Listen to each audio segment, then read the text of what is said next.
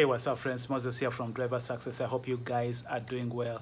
So in today's video, I want to talk about maneuvering in tight spots. As you obviously know, these videos are more geared towards those of our friends that are just coming in the industry and they are just learning some of these skills. The other day I was at a customer and they only had one empty that was left. It looks like the way they packed that empty, I think they packed it at night when there were no cars, and they packed it in a tight spot so that when the employees came, they parked their cars around, and so it was kind of hard taking that empty out. And so I just want to kind of give you some pointers of things that you can do when you are in a tight spot, some of the things that are important, things that you can watch out for, and things that can help you kind of maneuver in tight spots. So I have the video right there, so let's just watch it and I will just kind of give you some pointers.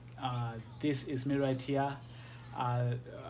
I'm just gonna come in, and as I told you that I think this trailer was parked like over the weekend or at night when all these employee cars right here, there are some here and there are some this side where you can't even see them. All those came in, parked, and kind of blocked it in.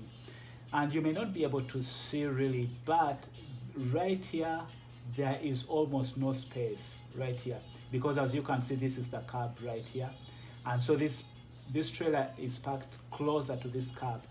But on this side, as you can see, the curb is right here, which means you have some space right here. It's not a lot of space, but at least you have some space right here. And then of course, because of this car, when you try to make this turn, this car, you've got to be mindful of this car, and of course you've got to be mindful of the trailer swing concerning when it comes to this pickup right here. Now, for those of you that are new, trailer swing, in case you don't know, is when you have your tandems. Like right now, these tandems are slid all the way. These tandems right here are slid all the way to the front, which means that when I try to make a turn, I'm going to have what you call a trailer swing. In other words, if you think of this tires as a pivot, my trailer is going to swing a lot, in that if you're not careful, you can side swipe a car or an object that is close by. So you've got to be very careful when you're making turns. Always remember of trailer swings. So in this case right here, I really need to be careful. So when I came in, the reason why I first stopped here is to take inventory of everything that is around. I want to see and figure out, is this something I can really do? Can I be able to pull out this trailer? Because this is a curb right here that I can't go over. There is, of course, a curb here. There is a curb here, which is very close. I'm worried of this trailer swing. I'm worried of this car right here. And there is a place I can go this side, kind of, you will see me pull this side, but there are some cars parked somewhere there that I have to be careful about. Because one of the things I was thinking about, I was like, can I be able to pull in here and then back up, like come pull in somewhere here and then back up this side? And then I realized I couldn't, because of cars that are parked somewhere this side. So we are going to see the options that I have. But the first thing you do is, when you come in, you want to first take inventory and figure out exactly what you are going to do. So that's the first step.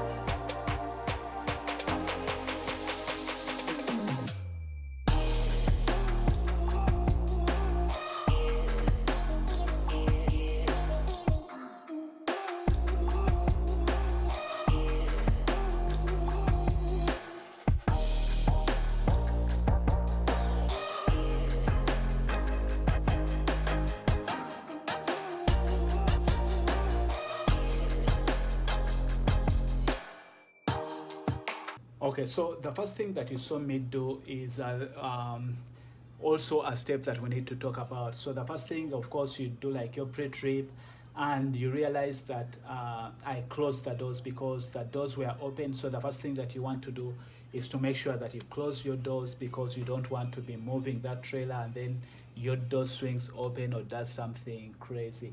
So I pulled the I forget what you call it, but anyway, I slid my tandems all the way to the back. Again, the reason why I slid those tandems all the way to the back is because you remember I told you of this pickup right here that is so close to the curb. What I don't want is, I don't want to be moving and then making this turn right here, because I'm coming to make this turn right here. I don't want that my trailer to swing and hit this pickup right here, because it's so close where so close to the curb. So to eliminate that trailer swing, what I do is I slide my tandems all the way to the back. Now the challenge is, when you slide your tandems all the way to the back, when I come in to make this turn and I don't want to hit this curb right here, I've got to be worried now of this car right here and this curb right here, because I've slid my tandems all the way to the back. This is going to be a hard way to move, because now my pivot point has turned. I need to clear this place right here. So this is going to be a very long place. So the question is, can I be able to make it? Because remember, before I even started, I needed to come up with some solutions. I needed to find out what are the things that I can do. I told you that the first option that I was thinking of is to pull forward and then back up this side and then go the other side. But I couldn't do that because of the cars that are parked somewhere at this side. So the other option that now I thought of was, what if I could slide my tandems all the way to the back, so that I can remove the trailer swing, so I'm not worried of hitting this pickup right here. Can I be able to make this turn? So we are going to find out if I can be able to do that before I go to the next option.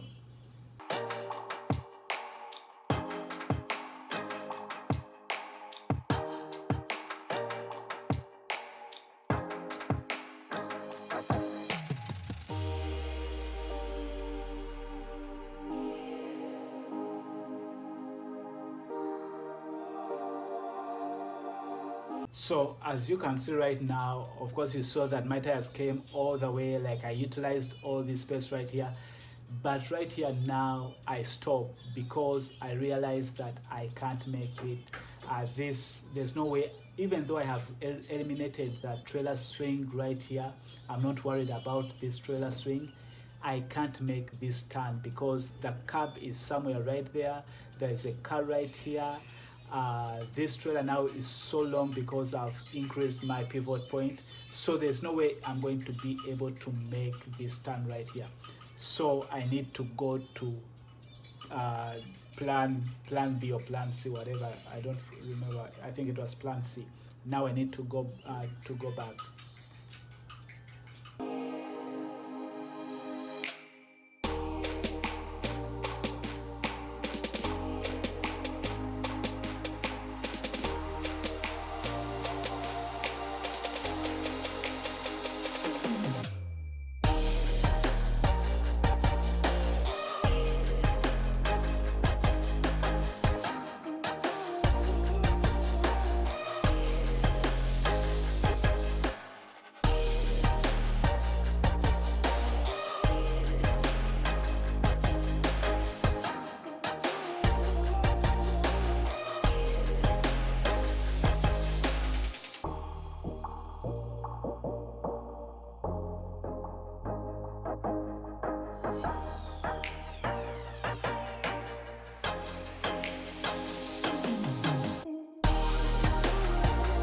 Okay, so my other option that I have is, as you saw, I slid my tires back um, to the front, which is going to cause a trailer swing this side. But you remember I told you I have space right here, some space right here. So the idea here is, now that I can't make this turn with my tires all the way to the back, what I need to do is I need to move my trailer a little bit this side so that I will have a trailer swing, but if I can create space on this side, that means I can be able to clear the pickup that is on this side. So that's what I want to do right now. I want to move my my trailer more to this side so that I can create, instead of having space on this side, I want the space on this side, right? Again, because when I come in to make this turn right here, I want to make sure that I'm not hitting the pickup that is that side. That is my other option, and let's see if that option is going to work.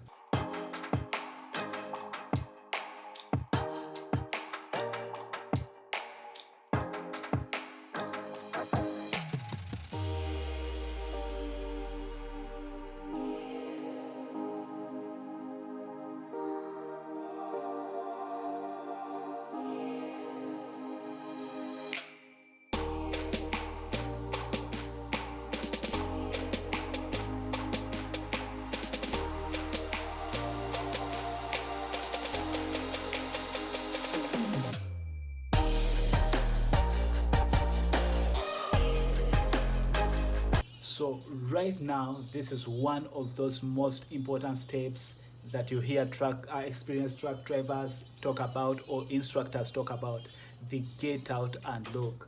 And never ever be afraid to get out and look. At every time when you think you need to get out and look, get out and look. That will save you a lot.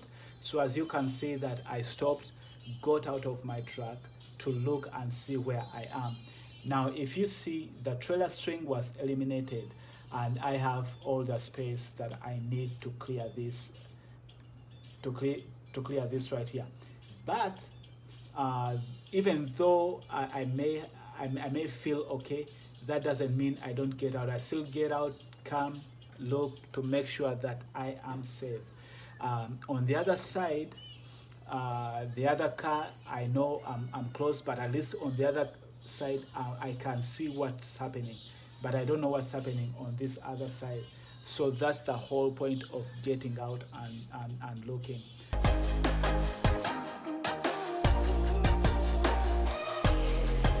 So as you can see right here, you see how close I was, and if you look here, of course you guys cannot really get the whole picture, but this was also kind of close, but I also eliminated that. So I was able to be able to maneuver past the curb, past this car right here, and I had also eliminated that trailer swing. So which means that this last option did work out.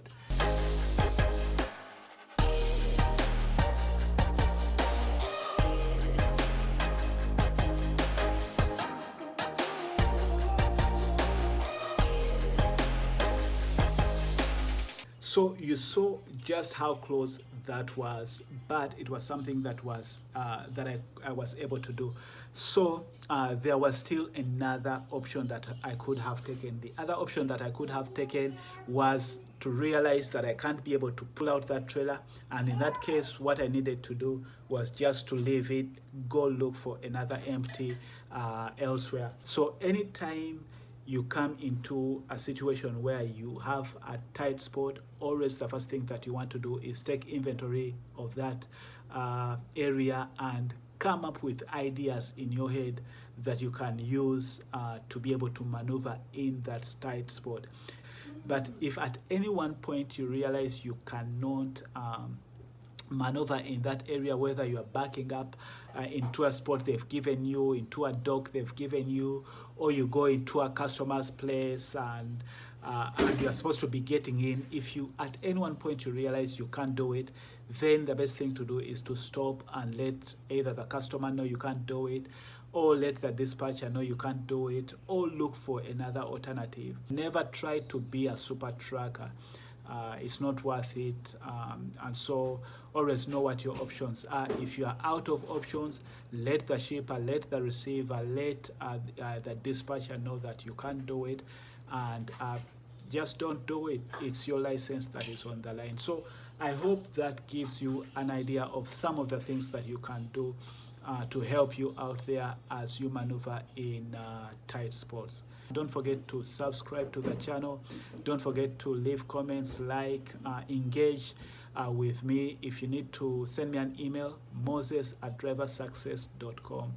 If you're out there, you have 3 months driving experience and you think JB Hunt may be a good fit for you, then I encourage you to send me an email, moses@driversuccess.com, with your name and your phone number and probably your zip code. I will have Susan or Corey give you a call to let you know what's available in your area. If you choose to go and just apply on yourself by yourself on the JB Hunt website, or if you decide to call them, then I encourage you to give them my information, Moses, and my alpha code KANM8, and let them know that I referred you. That helps me a lot. All right, guys, until next time, stay blessed and stay safe. I'll talk to you in the next one. Bye-bye.